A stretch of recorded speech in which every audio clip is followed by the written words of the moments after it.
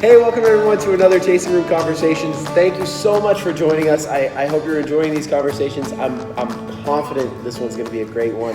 I'm sitting here with Christine Mihan, who is a Bangor native and somebody who has, I mean, we've talked to some people who do some things. I want to go through this list really quick. Usually the name pops up right now with a list of things. You're going to have to get out your magnifying glass to see all of this. But owner, Bangor Wine and Cheese, along with your husband, Eric. Yep. Hi, Eric. How are you? Certified yoga and aerial yoga instructor, and you instruct at Homeland. Also owner of Bangor Prenatal Yoga, which I didn't even know that. That's a cool thing. I'm excited to dig into that. Instructor at Thomas School of Dance. We've been connected there for many, many years. My whole life. And also a bookkeeper. Yes. In the mix. Yes. So, hi. Hi. Welcome. We're going to have to talk fast to get into all this. But I really appreciate you taking the time. Absolutely. Let's start with the low-hanging fruit.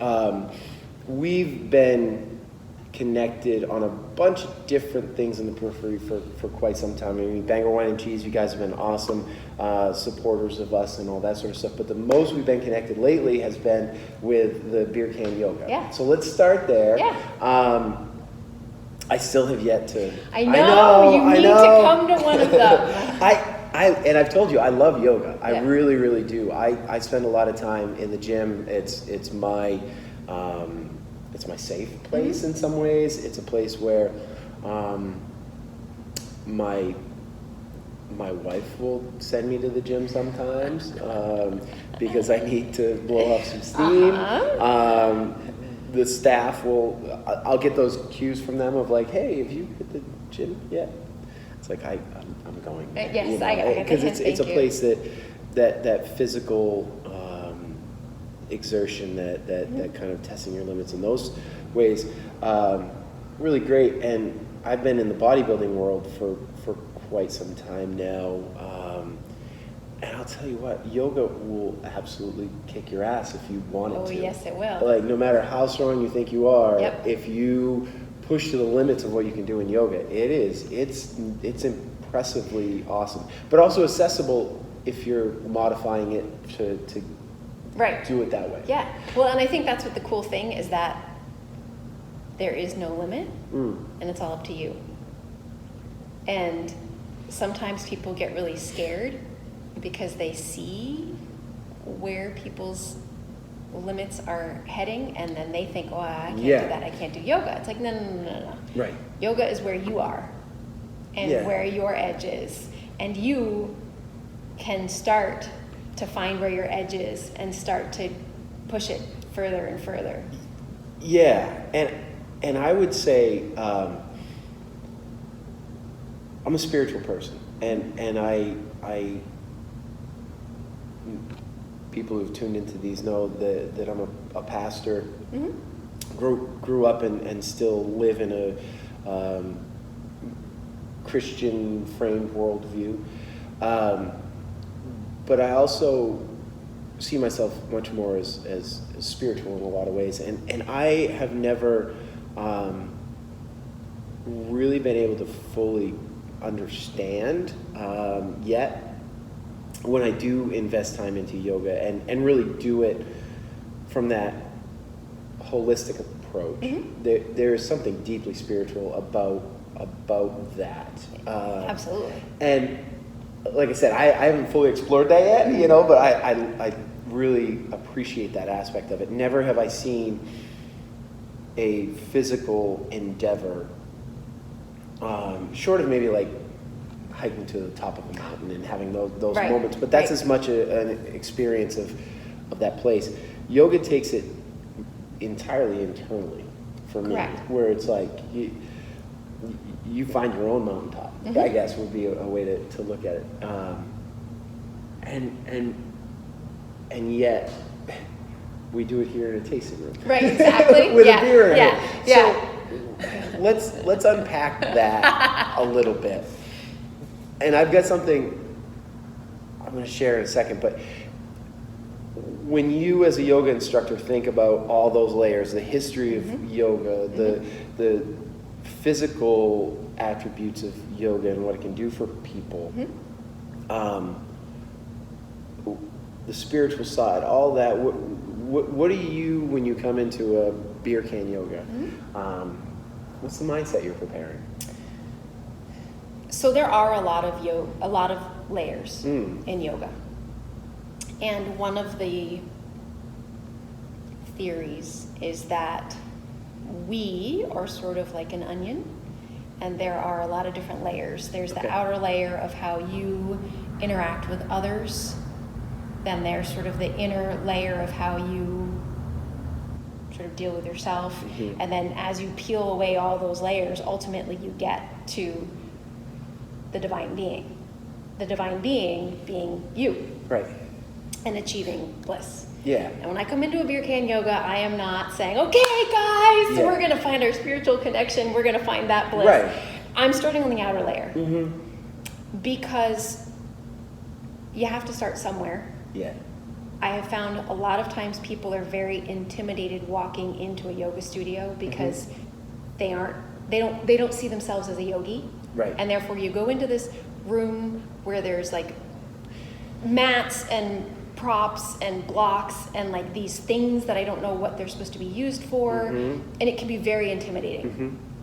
So if I go outside of the yoga studio, and surely if you have a can of beer in your hand, that puts people at ease and opens the door for people to at least be able to start and try and see if it's something that you want to do. Yeah, definitely. Here, I mean, I'm sure in the yoga that you do at Homeland and the aerial yoga and the prenatal yoga, and you must wear so many different hats of where you are instructing and directing and meeting people. And I would imagine there are probably people here at Beer Can Yoga that come in and think, I'm going to stretch and work my muscles a little bit and have a beer, and there are probably some people that are coming in having all of that happen, but also deeply spiritual moments. Yeah.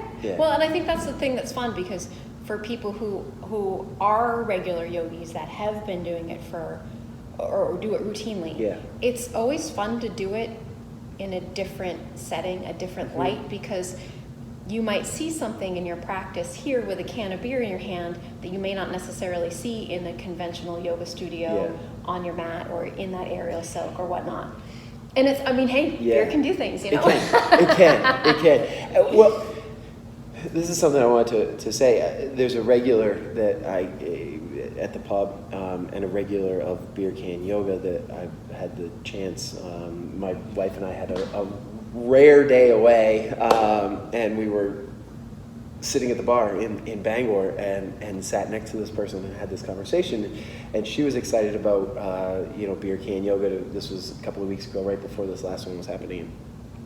She gave you a nice compliment. It was a subtle compliment that when she came, because she's somebody who does yoga quite a bit, when she came to Beer Can Yoga, she thought, oh, this will be fun. It will be somewhat kitschy. You were going to drink. I like drinking beer. I like doing yoga. Why not? But she said she was really impressed with one aspect that you did, that you, according to her, really implemented the beer into the yoga in ways that enhance the yoga experience. And she said she's been to other beer yoga things where it's here's yoga and here's beer, and we just smash them together. She said that you really took a lot of care and thought. So I thank you for that. I appreciate that. She said there were times where the act of taking the beer can and moving it and taking a sip, she saw was clearly improving her posture in it. And like, she was blown away by that. I do put a lot of thought into incorporating it. It does help that I have that dance background. So for me, I choreograph what we do here, and it is very thought out, because we do tend to get very caught up in our own lives. And so my very first one that I ever created here 4 years ago. Awesome. I titled it "Stop and Smell the Beer," because we drink beer a lot of times at the end of the day. Oh my God, I need a beer. But have you ever just stopped? I mean, obviously you do, and we do in the industry when we have tastings. We smell it, we roll it around in our mouth, but not everybody knows to do that. Right. And even knows that there's a connection between your sense of smell and your sense of taste. Right. And so it's just learning how to reconnect. And from there, we've continued to find new ways to reconnect with the beer. Yeah, and I think yoga being the framework of this conversation will somewhat stay there, but to separate from that, I agree that we, on a larger level, really need to reconnect to a lot of things right now. And this is a conversation that we had before we dove in, and talking about just the world around us. We're so plugged into this global world that we sometimes miss the connectedness and the synergy of our small communities and our local and just what's around us. I mean, we're talking to, as a business, we're caught up in that there's an amount of time we need to spend talking to our 10,000 Facebook followers. But the day you spend too much time talking to those 10,000 Facebook followers and miss talking to the person who's walked in and sat at the bar, Right. you've missed the whole point. Right. And I think conversely, so often we're seeing people miss the point in the other direction too, where they spend so much time shopping online, they spend so much time engaging with people online, they spend so much time out there in the online world that they miss the opportunity to come in and meet a bartender. Right. They miss the opportunity to come in and have a yoga experience and connect with those multiple layers of self that we are neglecting so badly in our modern world right now. I mean, we don't need to get on too much of a soapbox with it, but it needs to be pointed out that those times where we get to really stop and see the beauty of the world around us, see the beauty of the people around us, see what we can do collectively together, see what we can do in our local communities. All those things are where actual human life lives. Right, exactly, exactly, yeah. Yeah. And it really is cool because when you're in a setting like this, in the group of 20 people, it's really neat the energy that's created by the group of people that are here. And if you can leave that electronic world out there and give yourself an opportunity to tune into the room that you're in, it's a really neat experience. And every time it's different. Every single time it's gonna be different. And you can't get that on Facebook or Instagram or anything. You know, it's a really unique human experience and a communal experience. Yeah, because you're with all those people, but you're also inside yourself, you know, and seeing self as part of that whole is very intriguing. I do have to get, I do have to. Yes, you do. I really do. I really do. Not for nothing. I wouldn't mind having the beer too. Well, hey, it's okay. I was going to say, it helps to have the beer while you're doing it. It's not bad at all. That is not a problem. It's not bad at all. No, that's awesome. So that's beer can yoga. I've seen some crazy pictures of aerial yoga. And tell me about that. Like that's it's embracing your cool. inner 5-year-old. Okay, yeah, because you're swinging from the ceiling. You're not like swinging, right. But you're suspended from the ceiling. Yeah. You know, and it takes a lot of people's inhibitions away because it's not come to the mat, sit in the lotus position, boom. It's this crazy third dimension that's added. Stretching yourself. In physically stretching yourself, but then also that comfort level is gone. Yeah. But what I really like about it is because you do have that extra prop, it's a safety net as well. So I am not one to be able to just whip out a handstand in the middle of the room. And particularly, it's very hard to instruct. Neither am I. You know? But when you're wrapped up in the hammock and the hammock's got your legs, you can do handstands. Right. And you can focus on the strength and alignment of what it feels like to get your hips up over your shoulders and how to engage the core. And it's exhilarating. I've done that a couple of times. It's never ended well. Oh, the hips over the shoulders. Yeah, exactly. It's always... And in the hammock, it's okay. And it's really, really exhilarating and fun. And when you talk about pushing your own limit and pushing your own edge, this enables you to get to a whole new level of Yeah. things that you've never thought you could do. I actually, one of my really, really good friends, he in his 40s lost his right arm to cancer. Oh, wow. So you think about all of a sudden you've got a 12-pound discrepancy up here, and where's your balance and core, and you put a prosthetic arm on, and then that's an artificial extra like weight. Yeah. Well, guess what? When he's in the hammock, he can do handstands, he can do down dog, Yeah. he can do all, Yeah. he can regain. It's just mind blowing. That's awesome. What can be done. Yeah. I have another regular. He has a really bad arthritis in a knee. Okay. In the hammock, he can do stuff that doesn't hurt. I have to admit, I'm a bit ashamed that I saw the aerial yoga, and I always saw it as like this extra challenging next level. But it can be if you want it to be. Right. I'm sure, but I just had never really given it the thought that would have obviously been necessary to see the integration of using the hammock, as you call it, as the tool to get people to regain some things and to stretch some boundaries. That's awesome. That's really, really cool. In the summertime, I get quite a few marathon runners that, of course, with all of the summer 10Ks and marathons and half marathons, they'll come in because we can stretch hamstrings and do a lot of injury prevention. I work a lot with the dancers of Bangor Ballet because as a dancer, you tend to work your set of muscles in one way.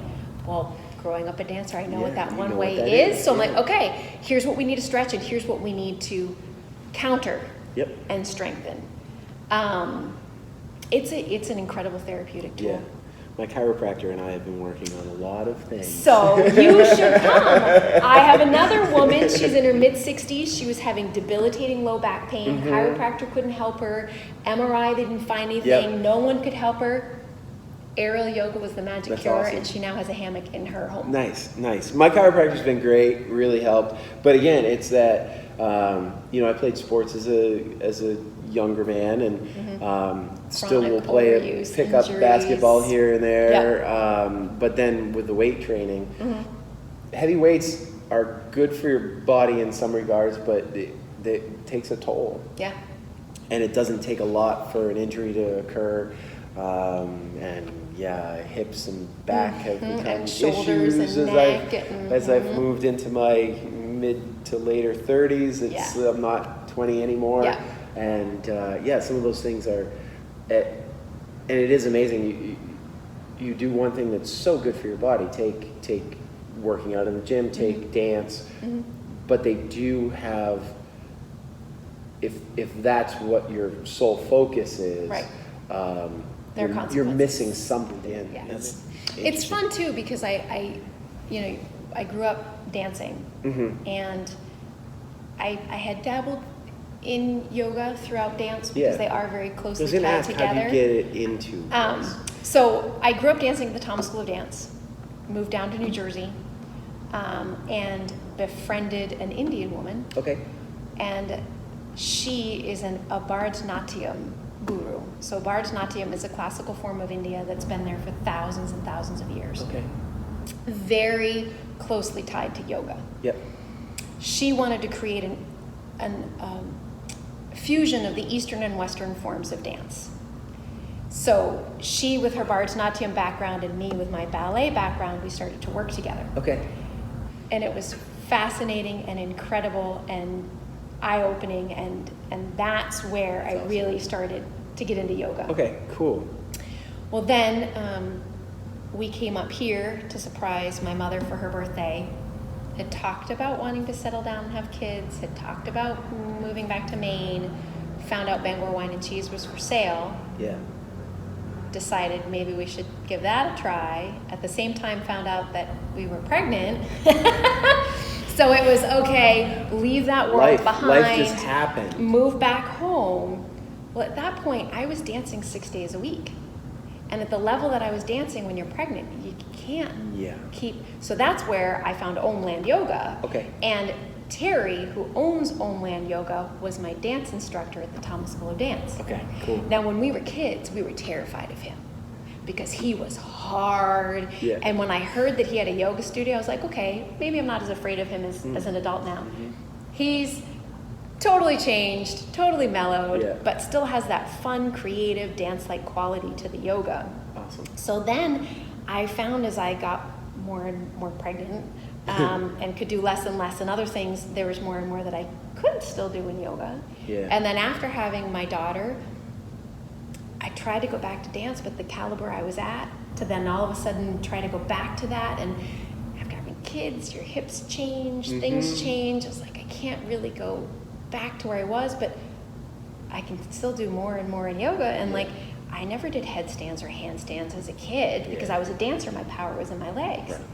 Well, here I am, a mom in my 30s, all of a sudden whipping out handstands and headstands, and I was like, this is awesome. This and is neat. yeah, I'm like, there's all this stuff in me that I didn't know I could do. Yeah.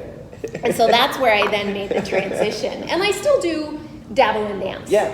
But I've really shifted all of my focus entirely into the yoga. That's awesome. And it's fun because as you get older, you can do more and more. Yeah. And you know, like you were saying with the competitive weightlifting, and as you get older, it's kind of harder to do. It takes a toll. Yeah.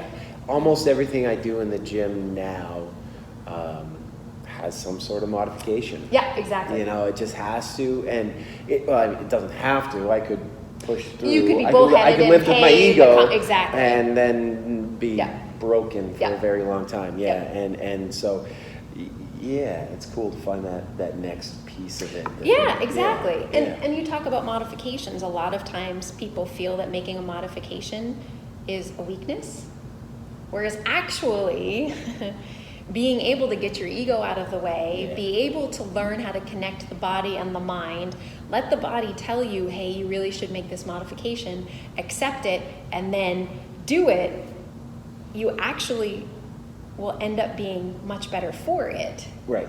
Both mentally and physically, once you get the ego 100%. Out of the way. Yeah, and the reality is just physically we change. Yeah. You know, for the better or worse or whatever. I mean, it's just the way life works. Yeah. It's just the way life is constantly changing. Yeah, yeah. And it's how you accept that and adjust and roll the punches. Yeah, for sure. Let's stay in yoga for a minute because I'm intrigued with this prenatal yoga. I mean, as you tell your story of getting into yoga, the clear indication as to why this is what you're really excited about. Yeah. But how does that work? I mean, because I am always in awe of the ability that women have, the strength that women have, and the ability to balance things with a lot of care and a lot of intentionality that oftentimes guys don't. Right. You know, you don't see many women. Again, let's go to the gym. You don't often see a woman lifting with her ego. You see them sensibly going about their things. You see all that sort of stuff. But you know, to prenatal yoga, your body's going through one of the most amazing things that could happen. Yeah. You're tough as nails anyway. you have every right to, you know, sit around and eat ice cream and do all that sort of stuff. But not doing that is a wonderful thing, you know, like getting out there and staying active. How do you explain what that's all about? Sure. That's impressive. So when I moved home, I was pregnant, and I was really enjoying yoga, diving into yoga, but there were a lot of times where I would go to a class and they would spend a bunch of time in the class doing things, lying on the belly or back bends or things that I just couldn't do at that time. Yeah. But fortunately, I knew enough to modify and do what I could. Right. So as a result, my pregnancy, my labor, my delivery, my recovery with my daughter was such smooth sailing. Awesome. That once I had her, I said, all right, I need to become a yoga instructor. And specifically, I want to teach prenatal yoga because I want as many women as possible to have the same experience that I did. Yeah.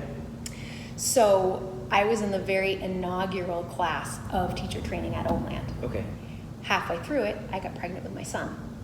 So it was great to be able to do my yoga teacher training while pregnant and really study the benefits and the pros and the cons of the poses, be able to internalize it, feel it, and say, yep, that feels good. Don't ever do that when pregnant. This is amazing. And then it saved me from an emergency C-section with my son. Okay. Because I had maintained the core strength. Yeah. And that's what I tell everybody that's pregnant. I'm like, listen, you wouldn't run a marathon without training. Right. Why do you think that you're going to be able to deliver a baby without training? Yeah. It takes a lot of strength to be able to get that kid out. Oh, it's a physical strength that is impressive. Yeah. Impressive. And so we focus. And then conversely, where there were those times when I was doing yoga and there was a bunch of things that we couldn't do and I couldn't do in class. Mm-hmm. I wanted to be able to teach a class that was everything a woman can do when pregnant. Yeah. So I looked around and I tried some prenatal yoga classes were out there, but they're like, oh, you're pregnant. We got to take it easy. And I was like, no. I'm in shape. I want to stay in shape. I want to do yoga. Mm-hmm. I want to be able to be ready to give birth. Like labor. Yeah, it's a real thing. So that's where I come from. And our class is just a yoga class with everything that you can do. Yeah. But there are, when you're pregnant, a lot of hip issues, low back issues, sciatic nerve issues. Your body's going through. So every class is very different, and every class is specifically tailored to the women that are there. I was going to say, I would imagine that would have to be so much work of connection for you. Just for the people who are, for the women who are in the class, connecting with it and being real with what works and doesn't work for them. But then also for you to be able to read that and adjust and change and really have that differentiated instruction happen every class. But it's fun and exciting for me. Well, and especially for you as you tell your story, where yoga was so central to your pregnancies and your life at that time, it's got to be a really cool thing to be engaged with it. It is for other people, and it's very rewarding because I've been doing this for 7 years now, and there have been many instances where women have said, prenatal yoga saved me from needing an epidural. Prenatal yoga saved me from an emergency C-section. Prenatal yoga helped me with XYZ. Yeah. Well, and I've got one student now. Her first class, God bless her, she hobbled into that studio. Her hips were a mess. I was like, oh my God, okay, we're going to start with this limited range of what you're capable of doing at the moment. She's now 8 months pregnant, walking into that room, no problem, so better than, and she attributes it to prenatal yoga. Let's talk about Bangor Wine and Cheese. Let's shift into that. Because that was a piece of the move back. That was the impetus for the move back. So, how many years now have... Bought it in November of 2009, so we're coming up on 10 years. Yeah, awesome. Yeah. We're going to have a party. Oh, yeah. Oh, we definitely have to. Absolutely. I'm excited about that. Yeah. I'm excited about that. So, let's get into Bangor Wine and Cheese. Somewhat speaks for itself for those of our viewers who aren't familiar with Bangor Wine and Cheese. Wine and cheese are a couple of the wares that you sell, but it's much more than that. Absolutely. So give me a little bit about wine. Yep. Ciders, beer, mead. Obviously a bunch of cheeses we try to work with as many Maine farmers as possible. Yeah. And international cheeses, and we get really cool requests too for funky cheeses that I've never heard of, and I'm like, all right, if we can get it, why not? Yeah, cool. And of course we have to have the baguettes that go with the cheese. We have an olive bar because Eric loves olives. Cool. Chocolate, because chocolate and red wine go together beautifully. Yes, they do. And then we have our own As line. do some beers. Oh yeah, chocolate. oh gosh, absolutely. Yeah. And then we have our own line of oils and vinegars, Tavolo. Okay, awesome. Oils and vinegars. Awesome. So everything that you need to make a really good meal. Delightful. Because now we're working with Novios and we're selling their greens. Oh, okay, great. And because they've got their cool. huge Yeah, hoop yeah, house yeah. that they're producing more than they can. Awesome. So that's Novio's Bistro. Yeah. Just up the street from 2 you or 3 guys, doors and they're on the. Is it where is the greenhouse that they're doing a lot of the growth? I don't remember where it is. They've got. It's local. Yeah, they're doing. Yeah, they're doing it Oh, themselves. and their a lot greens of are stuff. fantastic. Awesome. And they've started to add cucumbers. They're soon going to be cool. adding tomatoes. Cool. I have to admit, I did not know that aspect of it. Oh, yeah. That's cool. Okay. There's a lot more in there, and I think that's the problem, is that people sometimes get intimidated Yeah. by, ooh, it's a wine and cheese shop, it sounds pretentious, I don't know, I'm not a wine snob, therefore I shouldn't walk in. Whereas Yeah. we're trying to say, no. Like, I'm not an accountant.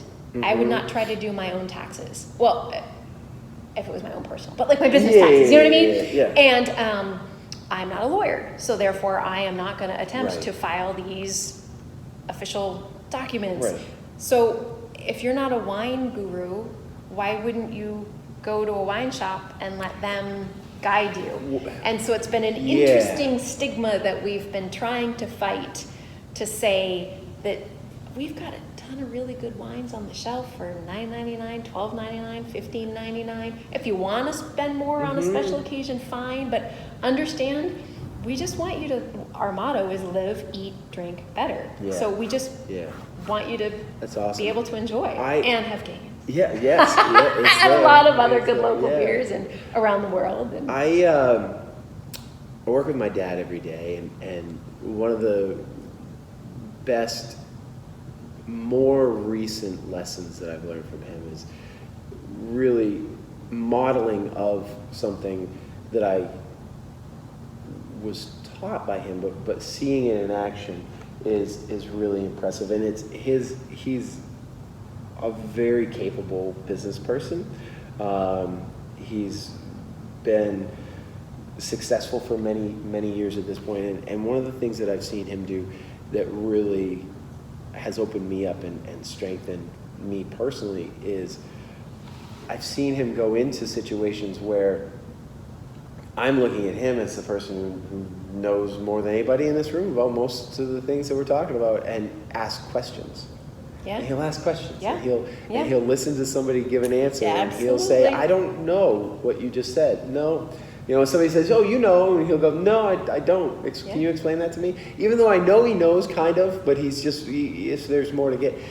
And I gotta say, your shop is a great, comfortable place if you're willing to ask that first question. Oh, yeah. To be able to then realize, I can ask any question. Anything. I can ask any question here in Oh, a yeah. comfortable place. Yeah. And somebody might say, "Hey, oh, you know, it's like blah blah blah." If you don't, you say, "No, I know." Yeah. It's I'm not a big wine person. I don't buy much wine. I don't drink much wine. Yeah. But a few times that I've been into your place over apparently the last 10 years. To buy a bottle of wine, it's such an easy process, especially as somebody who admittedly doesn't know a ton. Right. I can say I've had this kind of thing I like, and this, Right. and be directed right to. Yeah. oh, this is Well, the thing. one of the things that's interesting is, so Eric and I cook. We love to cook. And we believe that beer and wine are a part of the meal as well. So one of our questions whenever we've interviewed anybody to work there is, do you cook? Yeah. Because to understand how the flavors work and how it's part of the meal, and it's really integral, Yeah. we believe, into the experience. And so it's fun. One of my husband's favorite things is when people come in and be like, "Hey, I'm gonna make shrimp scampi tonight. What would you recommend?" Be like, "Oh, I just got this great white wine that would be perfect with it." We talked before we turned the camera on a little bit about that aspect of our local economy, and you and I both agree that it's so critically important to, in all of these things that we've been talking about today, that connectedness, that connectedness that really with yoga, the connectedness to what's going on in the room, but also more that connectedness to self and spirit and all those things. In our local economies, it's that connectedness to people and real people and real experiences and finding real value and satisfaction in that. I know I can go in, build a rapport with the owners and the staff at this place, be that Bangor Wine and Cheese, be it Gagan's Pub, be it any of the amazing places, be it Homeland or any of these, that you build that rapport, and I think that's so valuable, and I think it's so necessary. It just to our overall well-being as humans. You know, I mean, put aside the economy, which it truly is very, very important to support local for our economy. But I think it's just so good for your well-being to it's that sense of unplug community and engage connection and know what's going on. And know what's going on. It's awesome. I really, really applaud you and Eric. When you dive into ownership role in a business that is buying and selling and making things happen, it's scary. I know from experience, it's scary, but it's also liberating in some ways. And it's one of those things that I'm so grateful for the opportunity to do it, but it's puckering some days. It is. It is. Especially as we are battling e-commerce and we're battling chain restaurants and we're battling $1 million marketing budgets and you know how do you keep up? And you can't. You know, and it's interesting you talk about the $1 million marketing budgets. It's very difficult because, as you were saying, you can either spend your time broadcasting to those 10,000 Facebook followers and spend all of your money on trying to reach out and try to keep up with the big guys with all of that massive amount of marketing money, or you can focus on personal interaction, face-to-face. We work a lot with a lot of the other locally owned businesses downtown and do collaborative events. We work a lot with the symphony, which my husband and I are very passionate about, and it's A, so much more rewarding, but B, I think in the end more impactful because it's a personal impact.